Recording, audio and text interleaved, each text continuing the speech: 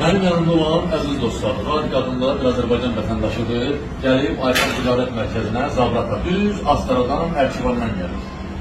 Adamın ayağı pis gündədir, o damı varikoz deyirlər, o varikozun ağır formasından əldə çəkir, dərman atır, o şişi yatırdırır, bəzəndən durur, ya damarlar hamısı tıxanırlar. 1200 manat bu qardaşımıza kömək lazımdır. 1200 manat bir adam üçün böyük olur. Amma 100 oğlan, 200 oğlan birləşəndə 1200 manatı bir saat əlləmək olur. Kardeşimizin kart hesabını görürsünüz, əlaqə nömrəsini görürsünüz. Xahiş edirəm, 3 balası var, gəlin balıq verməyək, balıq tutmağı öyrədək. Gəlin 1200 manat kömək eləyək, bu qardaş sağalsın və getsin ballarını böyütsün. Bax, düz Ərkivandan durub gəlib Zabrata, Ərkivandan Zabrata gəlib, təsəvvür edin. Və gəlib burada görmüşəm. Xahiş edirəm, gəlin bu qardaşımıza dəstək olaq və getsin ballarını qovuşsun, işləsin, gücləsin, sağlam həyat yaşasın. Bir kəndə sözüm varsa buyurun. Bütün çalışanlara salam edirəm, çalış qardaşlarıma demək istəyirəm ki, qardaşımıza dəstək ol, xahiş edirəm.